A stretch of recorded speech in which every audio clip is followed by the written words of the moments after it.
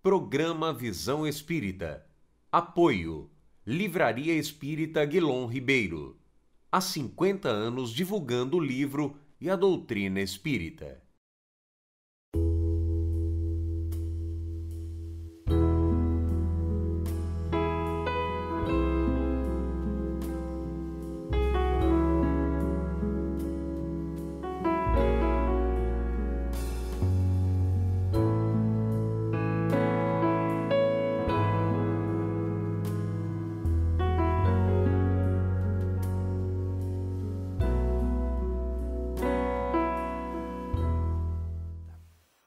As reflexões que trazemos, estimuladas pela temática que será desenvolvida durante todo esse mês de maio, junto à União das Sociedades Espíritas aqui de Ribeirão Preto, naturalmente faz uma homenagem às mães.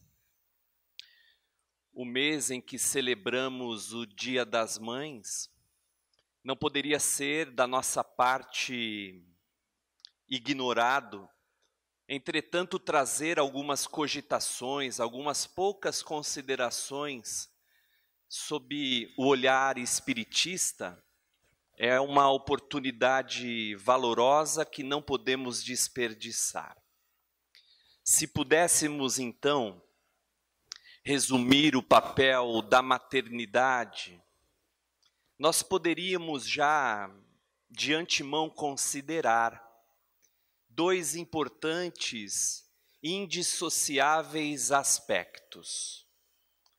O primeiro deles refere-se naturalmente à função da mulher como provedora da vida, como instrumentadora da existência e por isso mesmo a viabilizadora do aperfeiçoamento espiritual. O segundo, evidente, é ainda mais transcendental, porque refere-se ele aos aspectos do amor encontrado nas mães, que nós também não podemos ignorar. As tarefas que as mães desempenham, portanto, são todas elas essencialmente baseadas na coluna do verdadeiro amor.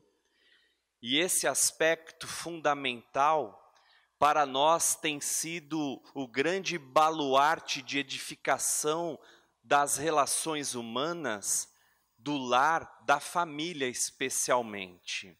O ministério santificante da maternidade, que a mulher se vê portadora, é tarefa enobrecedora para todos nós.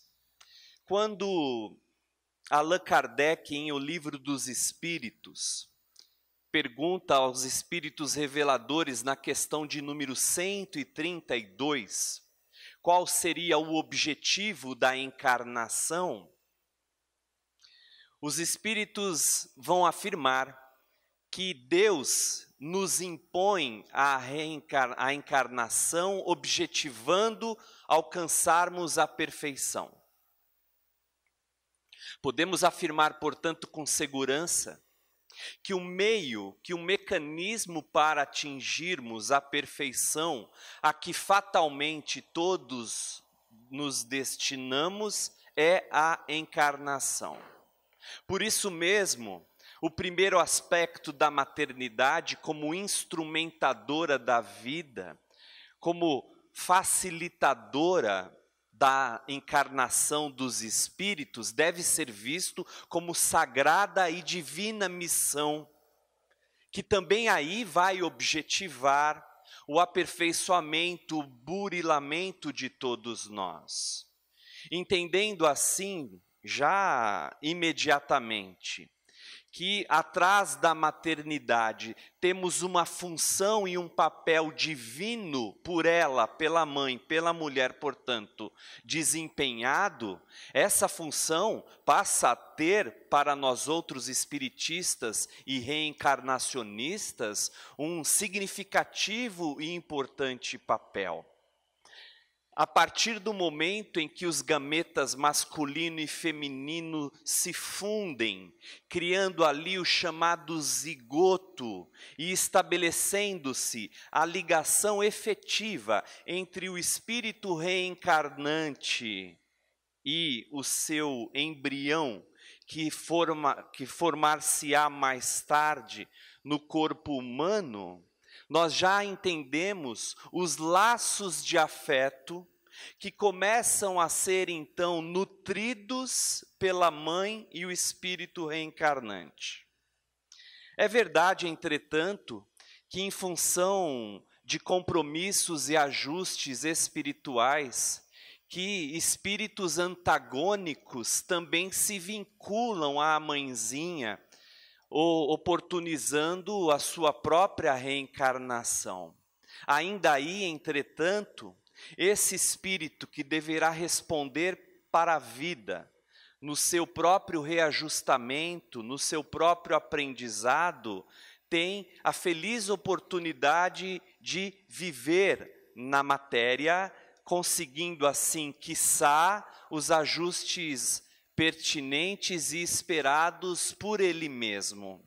Só aí, observando esse menor, mas não menos importante aspecto, a maternidade carrega funções das mais extraordinárias. Se viabilizar para todos nós a existência é função da mulher, é papel que a mulher desempenha no seu sagrado ministério de amor, nós vamos então considerar que todas mães devem ser santificadas, que todas mães devem ser valorizadas, ainda aquelas que se equivocam e se perdem no caminho, ainda aquelas que ignoram a sua divina missão, devem ser compreendidas, assim como nós igualmente, espíritos necessitados de carinho, de atenção, de compreensão e respeito nas próprias limitações.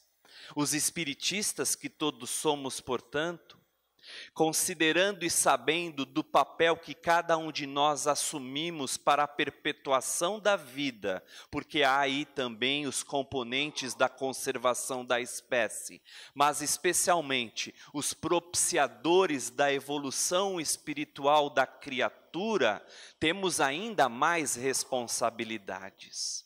Sabendo disso, Santo Agostinho, numa mensagem extensa, profunda, altamente reflexiva, vai trazer a mensagem essa, aliás, intitulada A Ingratidão dos Filhos. Eu gostaria de ler esse trecho destacado que eu trouxe para os amigos e para as amigas.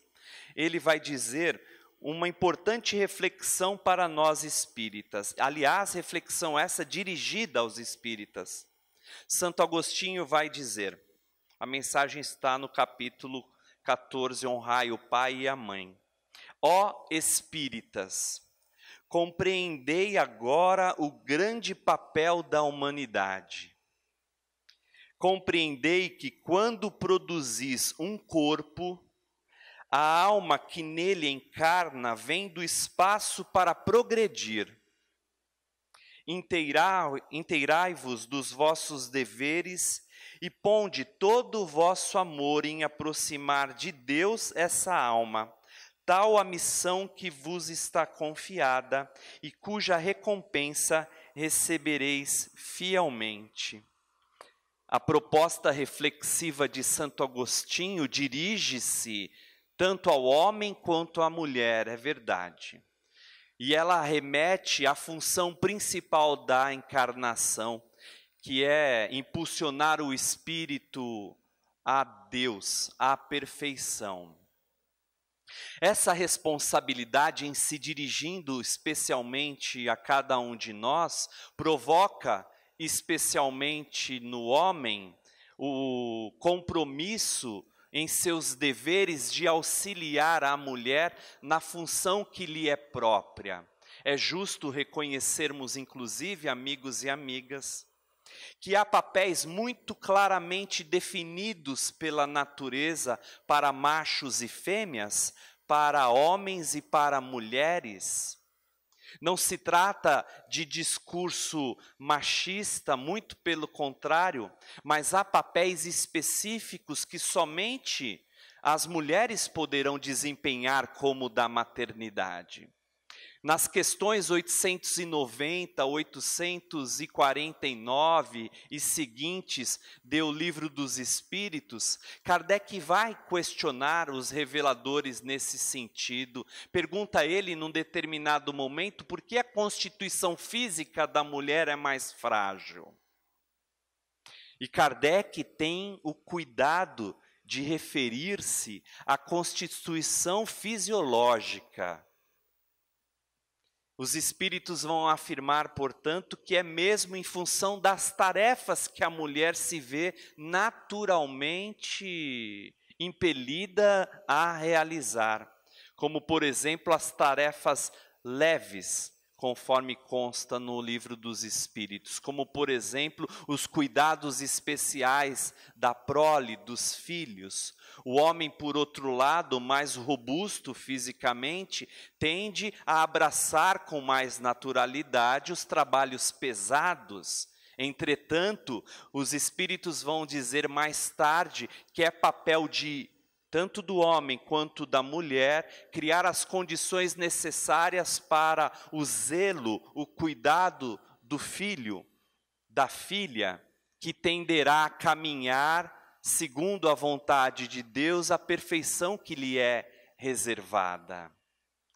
Entendendo então que socialmente, que fisicamente temos papéis específicos, embora naturalmente a luta por direitos iguais que todos temos defendido em todas as ocasiões e oportunidades, devemos assim considerar que a maternidade ainda será o grande reduto sagrado da mulher no campo do amor.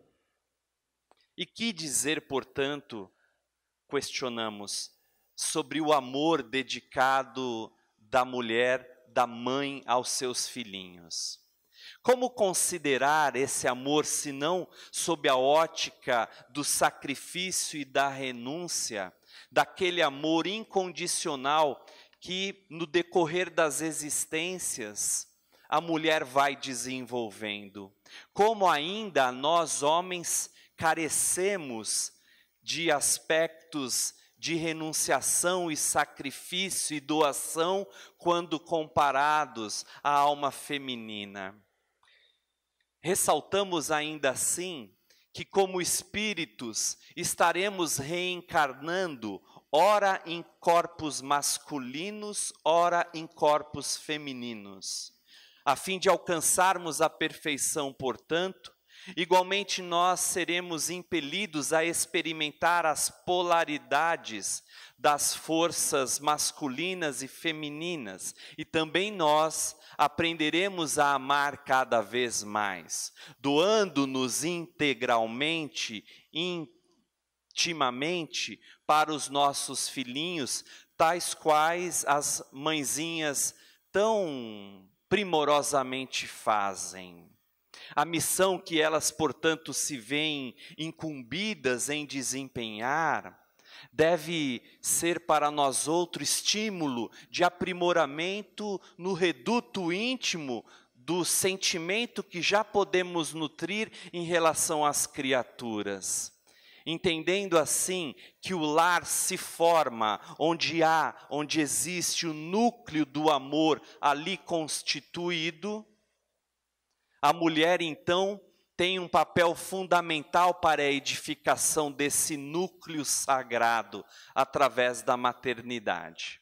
A família, como a primeira e indispensável célula matriz da sociedade, deve ser constituída, cercada de elementos propiciadores à compreensão, à tolerância, ao encontro com os ensinamentos divinos, a presença de Jesus em suas vidas, potencializando assim o bem que lá existe, o amor que lá se desenvolve, apesar naturalmente de todas as divergências, de todas as diferenças, de todas as eventuais problemáticas e dramas que ali se encontram.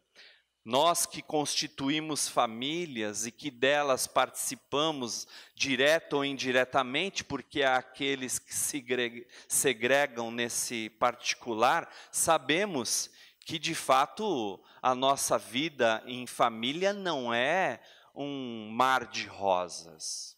Às vezes pode ser muito diferente disso. Entretanto, é ali que se reúnem todos os elementos, todos os recursos, todas as possibilidades de ajustamento e aperfeiçoamento da alma humana.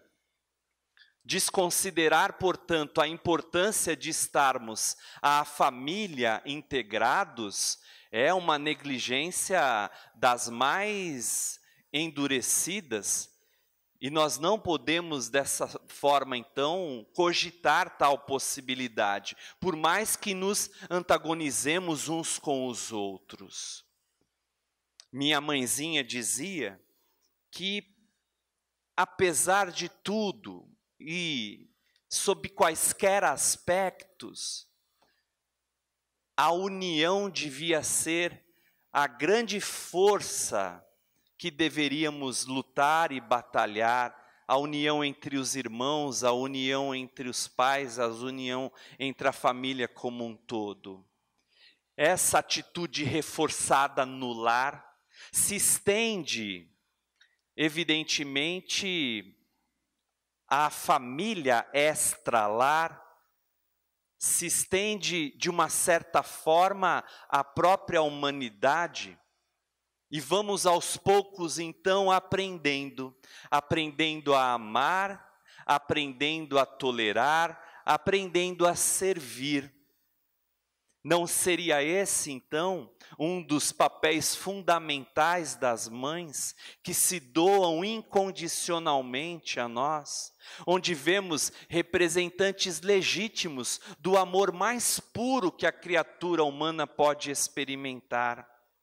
Não é a mãezinha, sim, que vai nos ensinar as primeiras orientações para o bem, que vai nos socorrer diante das inquietações iniciais da vida, que sempre estará conosco, ainda que não fisicamente. Há uma questão na 890, que já nos reportamos, que Kardec pergunta, nessa em particular, se o amor maternal, aquele observado na natureza, é instintivo ou conquista do espírito. Os espíritos codificadores vão afirmar que são as duas coisas, que há na mãe um amor instintivo, para que ela então zele por seus filhos. Há, entretanto, no homem em particular, o amor que transcende os espaços, o amor que se expressa por gerações e gerações, que não se perde como se perde o afeto, digamos assim, o germe inicial da afetividade que vemos entre os animais. Os espíritos então vão dizer que o amor da mãe supera a morte física, e também lá, no plano espiritual, elas estão permanentemente zelando pelos filhos. É por isso que, ainda que a nossa mãezinha não esteja presente fisicamente, ela está de outro modo. E ela está tão presente quanto antes, ainda que não saibamos, ainda que não reconheçamos. Louvar a presença da mãe, portanto, nesses aspectos, deve ser a atitude permanente de nós outros, para que possamos comungar com elas esse amor perene e indestrutível. Amor este, aliás, que se expressa tal qual o de Deus para com a criatura humana. Os espíritos vão afirmar que o amor mais próximo daquele de Deus para com a criatura é o amor da mãe. Eu invejo as mães nesse sentido, porque eu sei que essa ligação espiritual, essa ligação afetiva, sentimental, nutrida pelas mãezinhas e pelos filhinhos, é algo que nós ainda desconhecemos, infelizmente. Entretanto, reconhecendo os avanços que a espiritualidade nos pede a realizar, um dia haveremos de experimentar sim, para a glória de nós todos, de certo.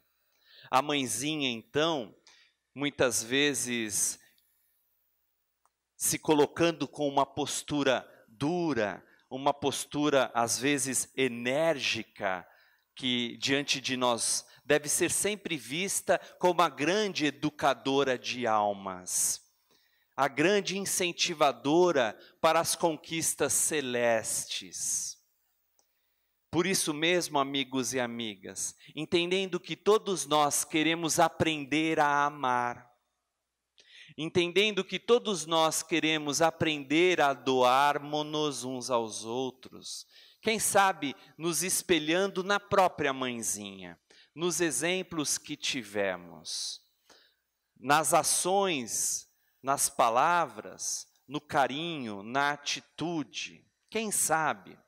Eu sei que muitos poderiam se questionar sobre as mães ausentes, sobre as mães negligentes, sobre aquelas mãezinhas que ainda, assim como muitos de nós, não aprenderam a compartilhar, a doar o que tem de si para os outros. Mesmo assim, todos nós aspiramos o melhor.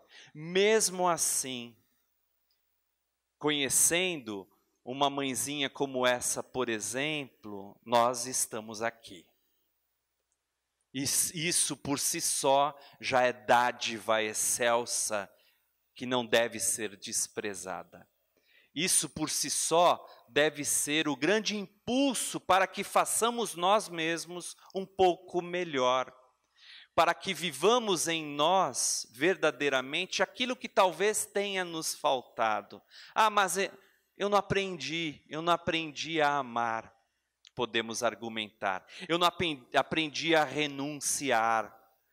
É verdade, talvez não tenhamos aprendido dela, mas as sementes da renúncia, do amor, da doação, do sacrifício, já jazem em nós mesmos por serem atributos do ser divino que há em nós, por serem atributos herdados do amor maior, daquele imorredouro em todas as épocas, daquele amor divino que já temos como semente de luz, como semente sagrada, a germinar e frutificar o bem que podemos. As mãezinhas, exemplos, portanto, de amor, devem ser homenageadas não em maio, mas, ainda que seja clichê a ideia, permanentemente, especialmente todos os dias, por todos nós. Ampará-las, porque haverá ainda um momento em que seremos, às vezes, impelidos a isso, é resgatar também a própria continuidade da vida em nós. Superando as dificuldades, a mãezinha cuidou de nós desde sempre. Minha mãezinha diz: filho criado, trabalho dobrado. Eu não sei quanto a vocês, mas eu continuo dando trabalho para ela. E ela parece que nem percebe, apenas se dá, apenas se doa, por amor, sem que exija coisa alguma, sem pedir nada em troca, apenas doando-se permanentemente. Como é bom ter a mãezinha do lado, falava com o nosso amigo Zola. Como é bom ter a nossa mãezinha do lado. E como é bom também nós podermos evocá-la mental e sentimentalmente. E recordando mesmo a figura da mãezinha de Nazaré, a sublime mãe da humanidade, Encerro a nossa participação desta noite, relembrando de um poema escrito por Maria Dolores. Depois de muito tempo sobre os quadros sombrios do Calvário, Judas, cego no além, errava solitário. Era triste a paisagem, o céu era nevoento, e cansado de remorso e sofrimento, sentara-se a chorar. Nisso, nobre mulher de planos superiores, nimbada de celestes esplendores que ele não conseguia divisar, chega e afaga a cabeça do infeliz. Em seguida, num tom de carinho profundo, quase em oração, lhe diz: meu filho, por que choras? Acaso não sabeis? Replica o interpelado, e claramente agressivo diz: sou um morto e estou vivo, matei-me e novamente estou de pé. Sem consolo, sem lar, sem amor e sem fé. Não ouvistes falar de Judas o traidor? Fui eu que aniquilei a vida do Senhor. A princípio julguei poder fazê-lo rei, mas apenas lhe impus sacrifício e martírio, sangue e cruz. E em flagelo e aflição, eis aqui a minha vida agora se reduz. Afastai-vos de mim, deixai-me padecer neste inferno sem fim. Nada me pergunteis, retirai-vos, Senhora. Nada sabeis da mágoa que me agita, nunca penetrareis a minha dor infinita, e o assunto que lastimo é unicamente meu. No entanto, a dama calma respondeu: meu filho, sei que sofres, sei que lutas, sei a dor que te causa, o remorso que escutas. Venho apenas falar-te, Deus é sempre amor em toda parte. E acrescentou serena: a bondade do céu jamais condena. Venho por mãe a ti, buscando um filho amado. Sofre com paciência a dor e a prova, terás em breve uma existência nova. Não te sintas sozinho ou desprezado. Judas interrompeu-a e bradou rude e pasmo: mãe, não me venhais aqui com mentira e sarcasmo, depois de me enforcar no galho de uma figueira, para acordar na dor sem mais poder fugir à vida verdadeira. Fui procurar consolo e força de viver ao pé da pobre mãe que me forjara ao ser. Ela me viu chorando, escutou os meus lamentos, mas teve medo de mim, medo dos meus sofrimentos. Expulsou-me a esconjuros, chamou-me monstro por sinal, disse que eu era unicamente um espírito do mal. Não me faleis de mães, não me faleis de amor, porque eu sou apenas um monstro sofredor. E ainda assim, disse a dama docemente: por mais que me recuses, eu não me altero. Amo-te, filho meu, amo-te e quero ver-te de novo a vida, maravilhosamente revestida em paz e luz e fé e elevação. Virás comigo à terra, perderás pouco a pouco o ânimo violento, terás o coração nas águas de bendito esquecimento, numa nova existência de esperança.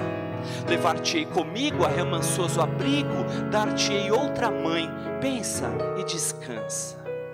E Judas nesse instante, como quem olvidasse a própria dor gigante, ou como quem se desagarra de pesadelo atroz, perguntou: quem sois vós, que me falais assim, sabendo-me traidor? Sois divina mulher, irradiando amor, ou anjo de quem presinto a luz? No entanto, ela, fitá-lo frente a frente, respondeu-lhe simplesmente: meu filho, eu sou Maria, eu sou a mãe de Jesus.